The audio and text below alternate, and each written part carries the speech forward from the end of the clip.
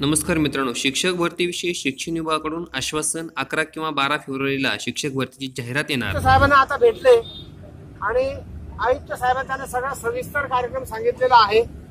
हे छोटे काम नाही। महाराष्ट्रातल्या सगळ्या प्राथमिक माध्यमिक शाळांचे संस्थाचालक, जिल्हा परिषद प्रशासन म्हणजे नगर विकास विभाग, ग्रामविकास विभाग, समाज कल्याण विभाग, हे सगळं हे काम अविरत चाललेलं आहे। 1 आणि 2 तारखेला रात्री 11 पर्यंत सर्व शिक्षणाधिकाऱ्यांची बैठक माननीय सचिव, माननीय आयुक्तांनी घेतलेली आहे। हे खूप मोठ्या प्रमाणात कामाची तयारी चालू आहे आणि 11-12 तारखेला जाहिरात येणार आहे। 1-2 दिवस मागे पुढे होण्याची शक्यता आहे, अगोदरही, पण ते काम पूर्ण होते। प्लीज पूर्ण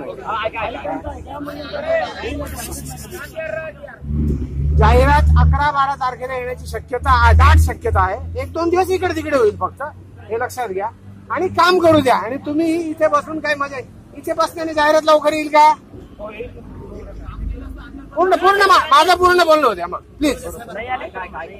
इथे बसण्यात मजा नाही। तुम्ही तुमची पुढची मुलाखतीची आणखी काय ते क्लासरूम मध्ये तुमचं प्रेझेंटेशन होईल त्याची तयारी करा, यापुढे एमपी यूपीसी परीक्षेची तयारी करा।